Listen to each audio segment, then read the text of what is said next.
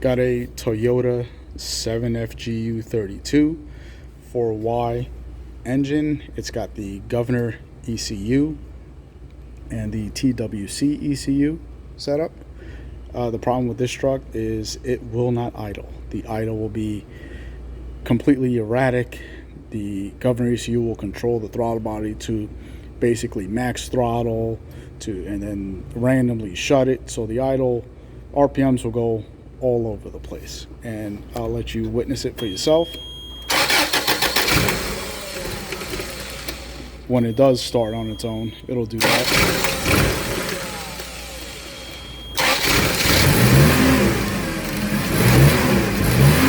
So I'm not accelerating.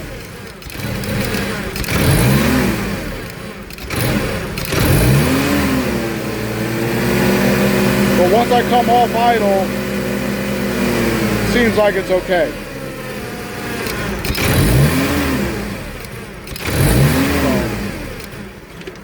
So you can see the engine is just randomly revving up.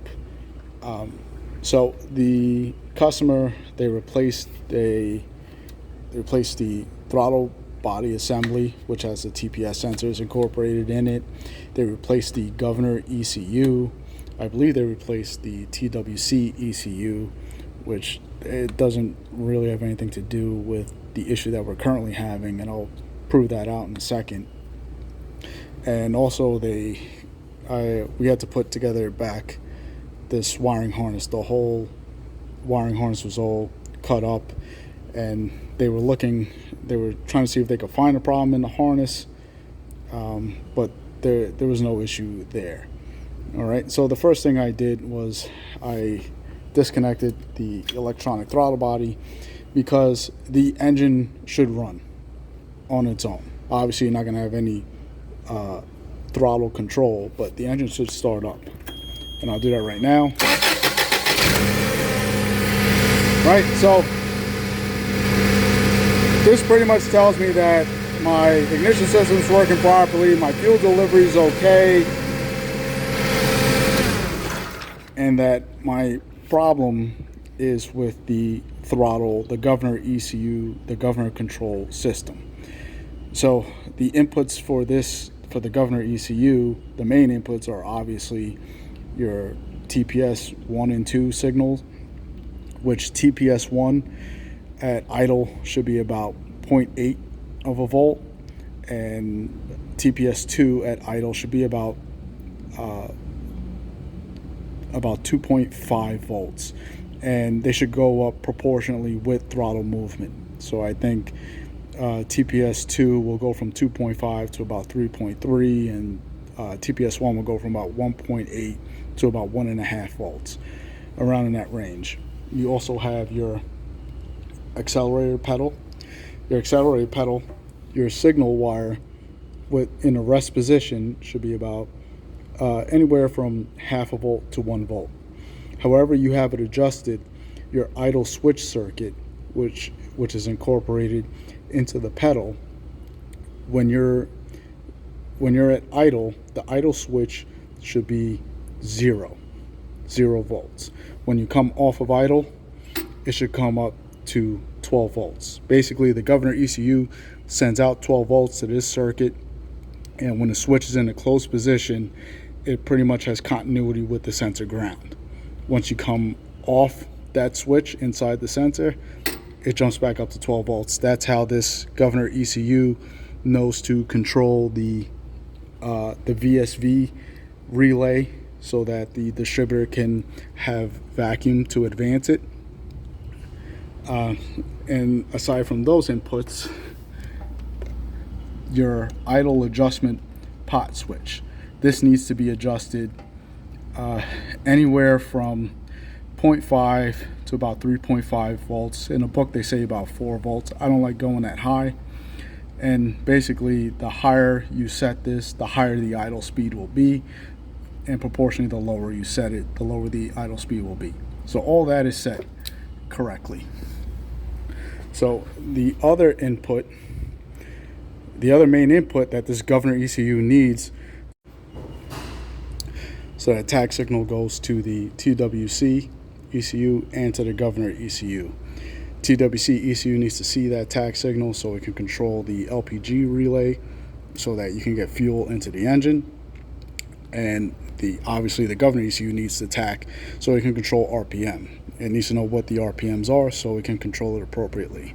All right, so I'm going to show you on the scope what the RPM signal looks like.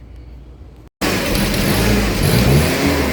right, so back probe into my RPM signal circuit, and this is the signal we have. All right, so you see the signal's responding to actual engine speed. Signal doesn't look too bad, so I'm gonna pause it right here.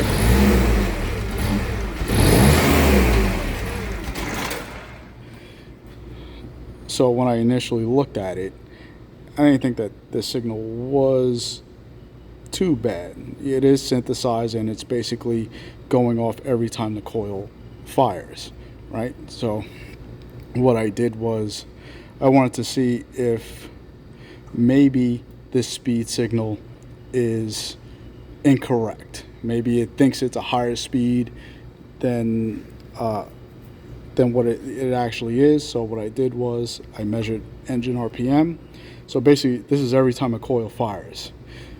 So every time a coil fires, the crankshaft rotates 180 degrees. So if I just go from one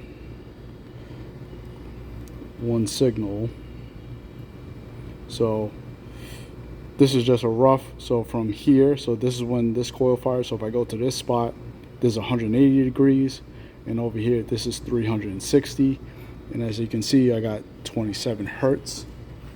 So, and at this point in time, 27 hertz, that's 27 cycles per second. It's roughly about 1700 RPM, right? And that's probably when this thing was revving all erratic. So the frequency I didn't see a problem with, and realistically the amplitude I didn't really see a problem with either, because this is a synthesized signal.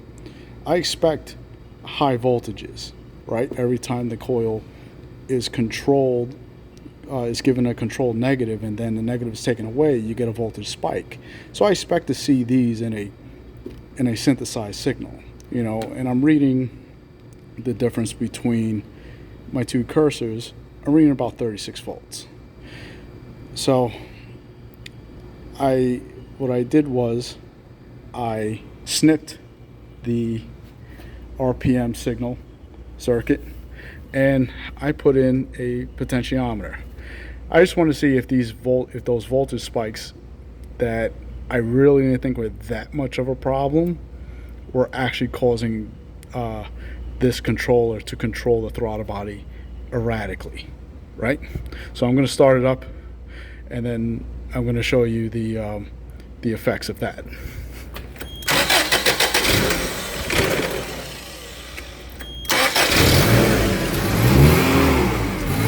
So right now, I'm just going to add resistance to the circuit.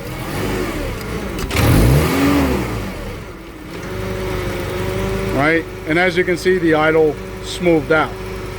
And this is what I noticed on the screen.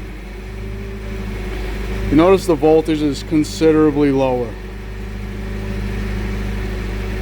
Right, I went from 37 volts on those peaks to about 25.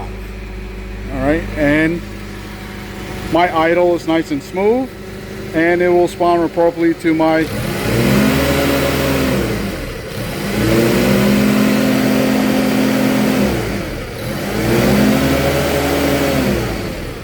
and it responds appropriately to my foot pedal sensor. All right, so basically after they replace the throttle body, the ECUs, and cut open the harness to not find the issue actually is it has a bad igniter. All right, that those induction pulses that are being generated by the igniter are obviously too high, and it is causing this controller to control the throttle body erratically. So that was that.